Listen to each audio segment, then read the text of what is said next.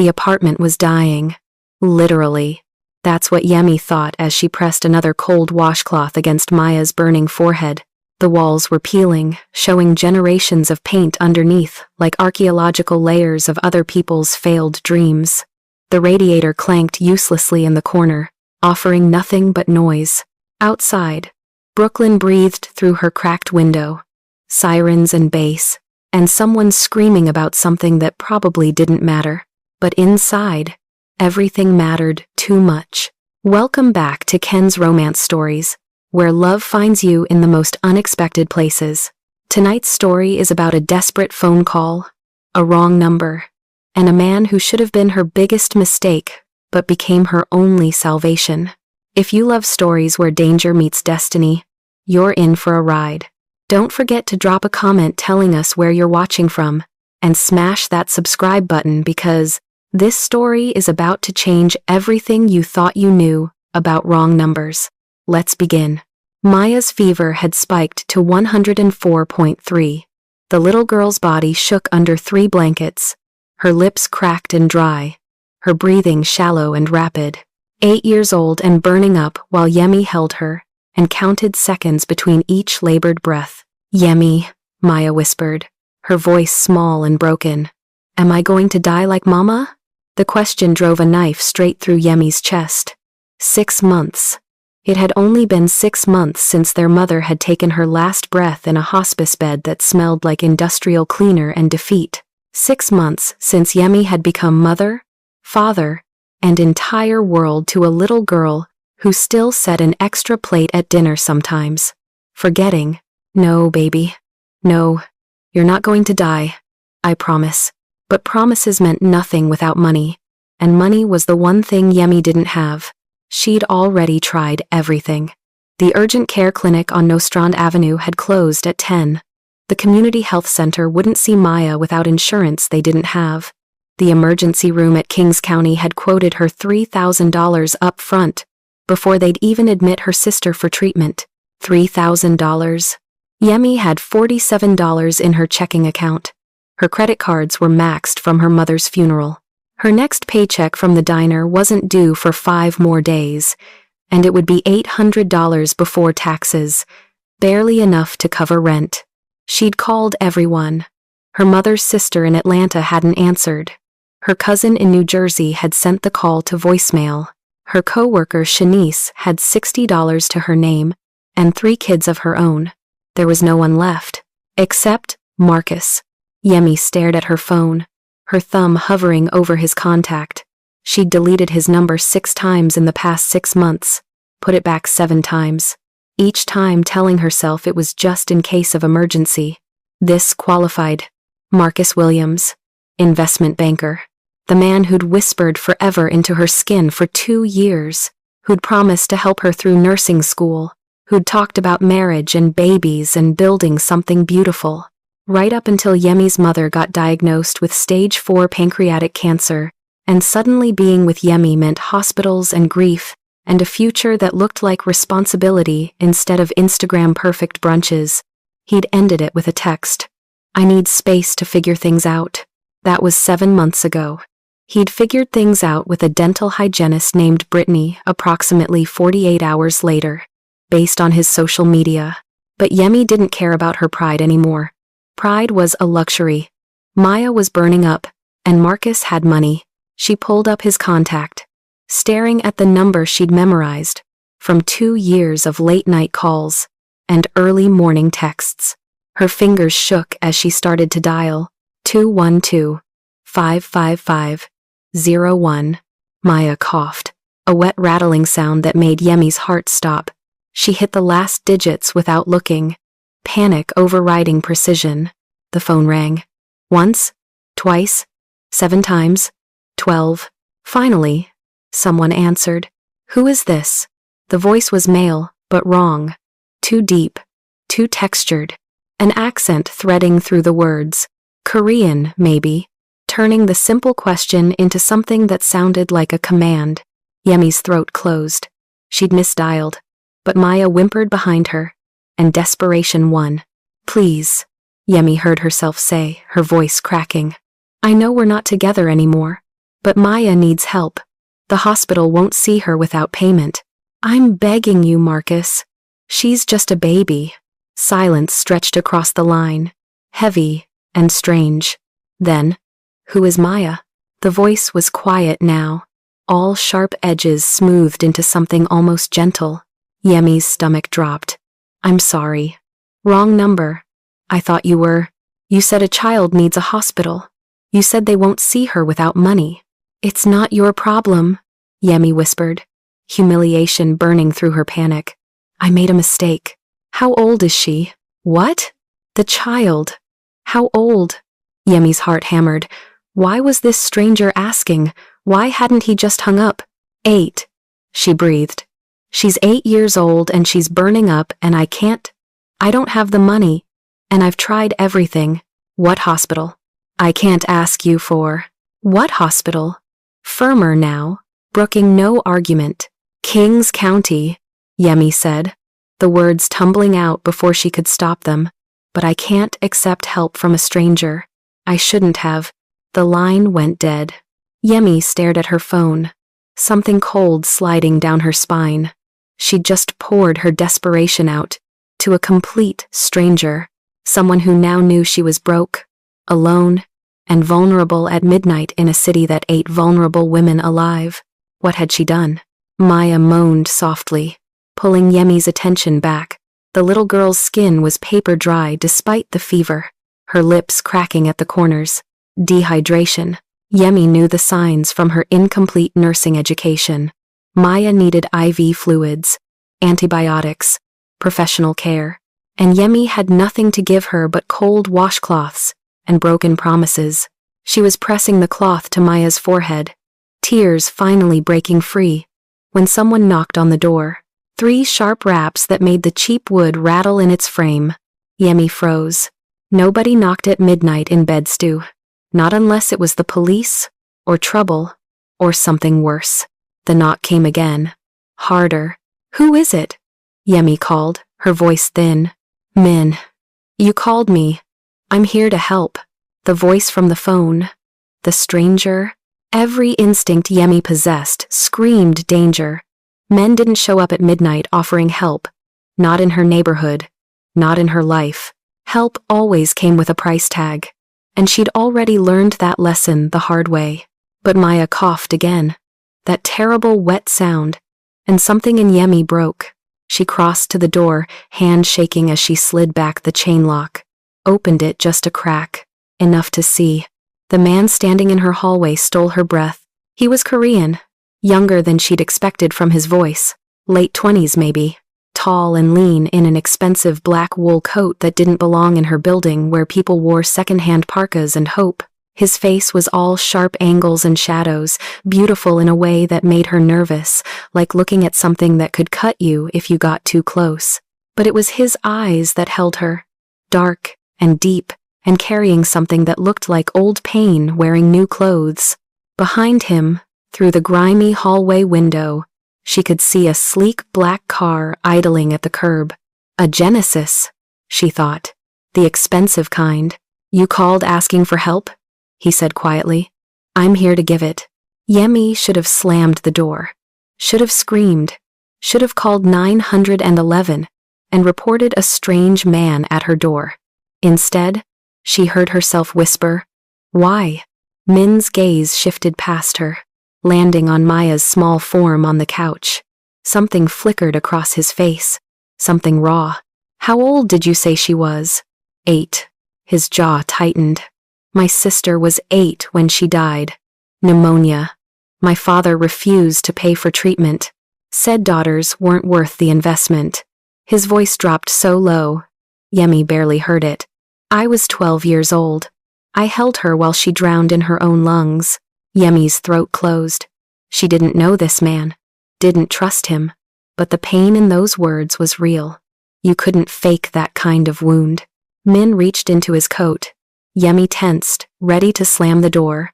He pulled out an envelope. Thick, heavy, $5,000. Cash. Take her to Kings County right now. They'll see her immediately. The world tilted. Yemi grabbed the doorframe to steady herself. I can't take your money. I don't even know you.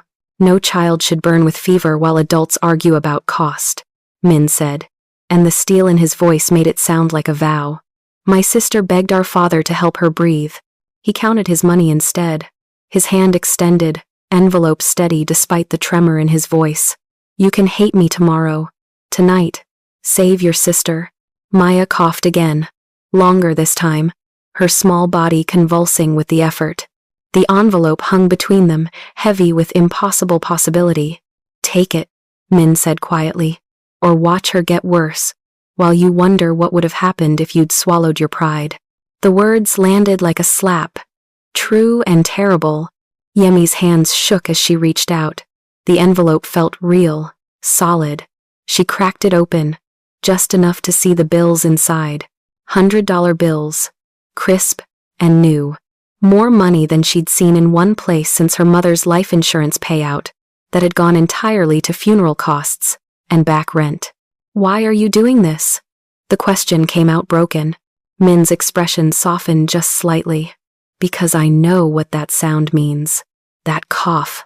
I heard it every night for 3 weeks while my sister died. He looked away, jaw working. And because 12 years ago, I made a promise to her.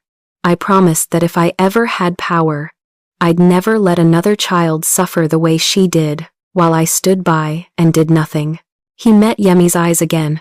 You gave me a chance to keep that promise. Let me take it. Inside the apartment, Maya whimpered. Yemi, I don't feel good. Min's face hardened with decision. I'll drive you. My car is faster than any ambulance, and the hospital will admit her immediately when I walk through the door. How can you promise that? Something dangerous flickered across his expression. Don't ask questions you don't want answered. Just let me help her. Yemi looked back at Maya, at her baby sister's flushed face and trembling body, looked at the envelope in her hand that represented a miracle she didn't understand, looked at this stranger who carried pain in his eyes and power in his presence. She made a choice. She knew she'd either regret forever or remember, as the moment everything changed. Okay. The Genesis interior smelled like leather and something expensive Yemi couldn't name. The seats were heated, the engine so quiet she could barely hear it. Maya lay across the back seat, Yemi's lap as a pillow, while Min drove with the focused intensity of someone used to moving through the world like a blade. What's your name? Yemi asked, finally breaking the silence as they flew down Atlantic Avenue. Min. That's it? Just Min? It's enough. She studied his profile, the sharp line of his jaw, the way his hands gripped the steering wheel with complete control. Everything about him screamed money and power and danger. What do you do? His lips kirked slightly, not quite a smile. I'm port-export. That's not an answer. It's the one you're getting. They hit a red light. Min didn't slow down, just accelerated through it. No hesitation. Like traffic laws were suggestions for other people. Do you always break rules? Yemi asked. Only the ones that slow me down. Before Yemi could respond, Maya stirred, her eyes fluttering open. Where are we? We're going to the hospital, baby. This nice man is helping us. Maya's feverish gaze found Min in the rearview mirror. Are you an angel? For the first time, something that might have been genuine emotion crossed Min's face. No, sweetheart. I'm not. Mama said angels come when you need them most, Maya whispered. Even if they don't look like angels. Min's hands tightened on the wheel. His voice came out rough. Your mama sounds like she was a wise woman. She died, Maya said simply. She got sick, and then she died and left us alone. Silence filled the car, heavy and aching. My sister died too, Min said quietly. A long time ago. I still miss her every day. Does it stop hurting? Maya asked. No, but you learn to carry it better. Tears burned Yemi's eyes. She pressed her face against Maya's hair, breathing in the scent of children's shampoo and fever sweat. They pulled up to Kings County's emergency entrance 5 minutes later. Min didn't park, just stopped directly in front of the doors, hazards flashing. He turned to look at them, his expression unreadable. When we walk in, let me do the talking. Understand? Yemi nodded, too overwhelmed to argue. Min came around, opened Yemi's door, and gently lifted Maya from her arms. The little girl looked impossibly small against his chest, her head resting on his shoulder. They walked through the automatic doors together, into fluorescent brightness and antiseptic smell. The triage nurse looked up, saw Min, and her expression changed immediately. Fear flickered across her face, followed by something like resignation. "Mr. Min," she said carefully, "we weren't expecting you. I need a private room. Immediately. This child has a fever of 104 and probable dehydration. Run a full panel. IV antibiotics. Whatever she needs." The nurse's eyes darted to Yemi, then back to Min. "Of course." Right away, she picked up her phone, spoke rapid instructions in Korean to someone on the other end. Within seconds, 2 nurses appeared with a wheelchair. "We'll take excellent care of her," one of them assured Min. He gently placed Maya in the wheelchair, crouching down to her level. "These nurses are going to help you feel better. You're going to be fine." Maya's small hand reached out, touching his cheek. "Thank you, Angel Man." Something cracked in Min's expression. He covered her hand with his own for just a second, then stood. As the nurses wheeled Maya away, Yemi started to follow. Min caught her arm gently. "They need to work. She'll be in good hands. I can't leave her." "You're not leaving. You're letting them do their job without a panicked sister hovering." His voice softened. "I know it's hard, but she needs doctors right now, not comfort." Yemi sagged against the wall, all the adrenaline draining out at once. Her legs trembled, her vision blurred. Min guided her to a chair in the waiting area, his hand steady on her elbow. "Sit, before you fall down." She sat. He stood beside her, solid and still, like a sentinel. "I don't understand any of this," Yemi whispered. "Who are you? Why did everyone jump when you walked in? How did you get cash that fast? Why are you helping us?" Min was quiet for a long moment. When he spoke, his voice carried layers she couldn't decipher. "My family has influence in certain communities. Import, export. Like I said, the hospital administration knows my name. That's all you need to know." "That's not an answer. It's the safest one I can give you." He looked down at her, something almost like regret in his eyes. "The less you know about me, the better." A doctor emerged 30 minutes later, a tired-looking woman in her 50s. She looked at Min, nodded respectfully, then addressed Yemi. "Your sister is stable. We've started IV fluids and antibiotics. It's a severe respiratory infection, but we caught it in time. She'll need to stay overnight for monitoring, but she should make a full recovery." The relief hit Yemi like a wave, stealing her breath. "Thank you. Thank you so much." The doctor's expression softened. "The bill has already been handled. Your sister will receive excellent care." As she walked away, Yemi turned to Min. "I can't let you pay for all of this. I'll find a way to pay you back." "Don't." "But you already did," Min interrupted quietly. "You reminded me why I left my family tonight. You reminded me that some things matter more than power." Yemi's breath caught. "What do you mean, left your family?" Min pulled a business card from his pocket and pressed it into her hand. Simple black card, embossed silver lettering. A phone number, nothing else. "When trouble comes, and it will come, call this number." Not the wrong number this time. The right one. What kind of trouble? But Min was already walking away, his coat billowing slightly as he moved toward the exit with that same controlled grace. "Wait," Yemi called, standing. "I don't even know your full name. I don't know how to find you if—" He paused at the automatic doors, turned back. The fluorescent lights cast his face in sharp relief, all shadows and angles. "My name is Min Tae-young, and you don't want to find me, Yemi Thompson, because the people looking for me are dangerous, and you're already standing too close." Her heart stuttered. "How do you know my name?" A ghost of a smile touched his lips. "Your phone. When you called, the number showed your name. That's not creepy at all. I've been called worse things than creepy." He looked at her for a long moment, something unreadable moving across his face. "Take care of your sister.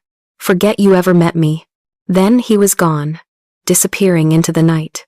Yemi stood in the emergency room, clutching a black business card with a single phone number, her sister finally receiving the treatment she needed, and her life irreversibly changed by a wrong number and a man who shouldn't exist. She sank back into the chair, adrenaline finally crashing, leaving exhaustion in its wake. A nurse approached. "Miss Thompson? You can see your sister now. She's asking for you." Yemi followed her through antiseptic hallways to a private room.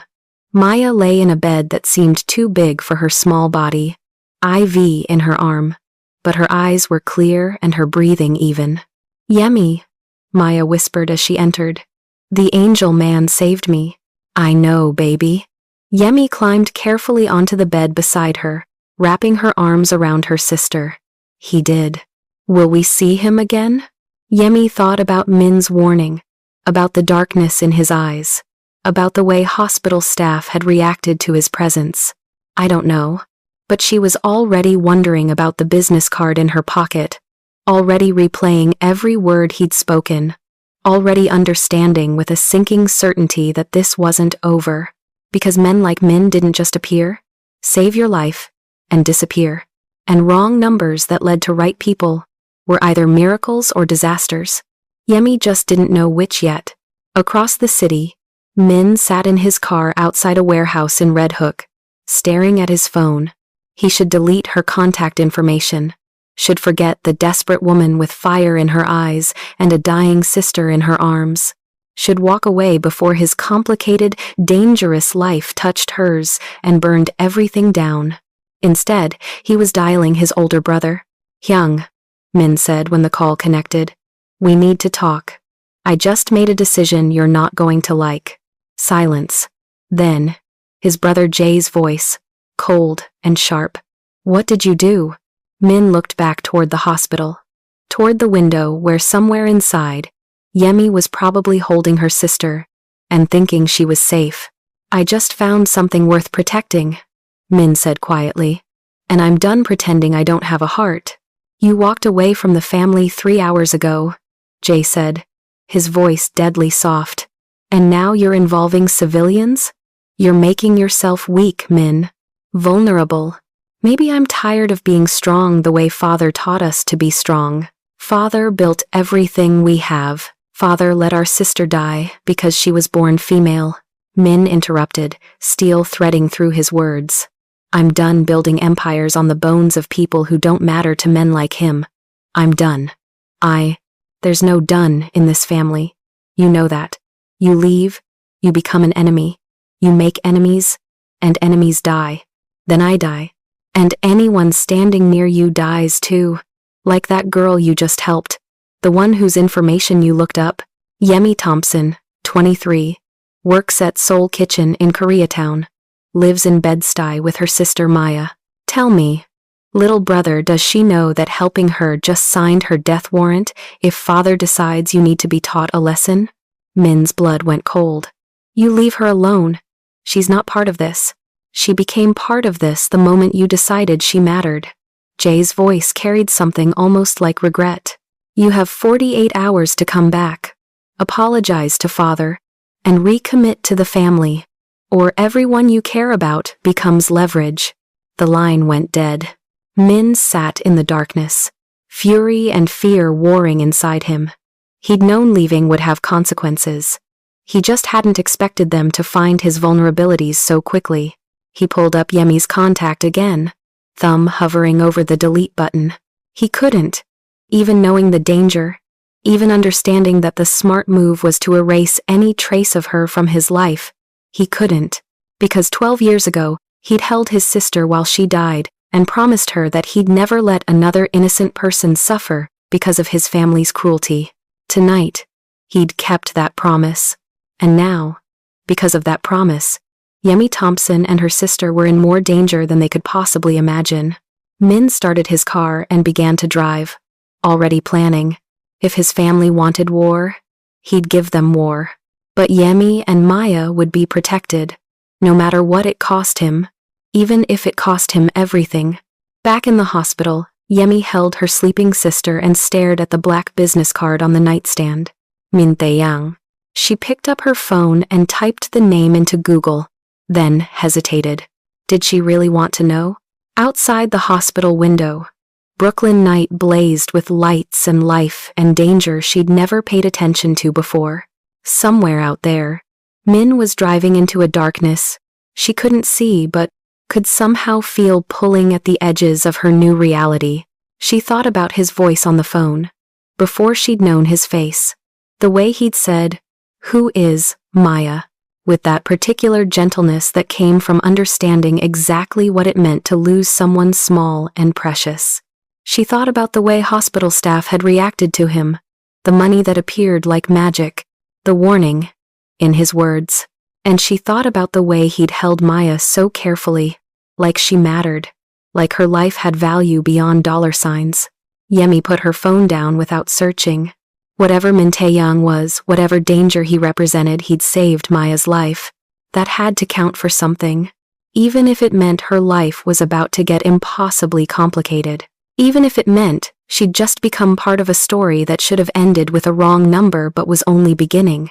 The business card sat on the nightstand, black and silver and full of promises she didn't understand yet. Yemi closed her eyes and held her sister close. Tomorrow, she'd worry about consequences.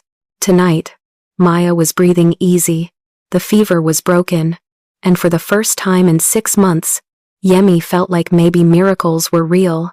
Even if they came wrapped in danger and drove expensive cars and answered wrong numbers at midnight. Even if they came with a price she'd only just begun to calculate. If this story grabbed you, if it made your heart race and your mind spin with what happens next, hit that subscribe button for Ken's romance stories. Because this is only the beginning. Yemi and Min's story is about to get dangerous, complicated, and absolutely unforgettable. Drop a comment telling us what you think happens next. Will Yemi call that number? Will Min's family come for her? And most importantly, was that wrong number actually fate? Stay tuned for episode 2, where everything you think you know gets turned upside down. Until next time, beauties. Remember, sometimes the wrong number leads you exactly where you need to be.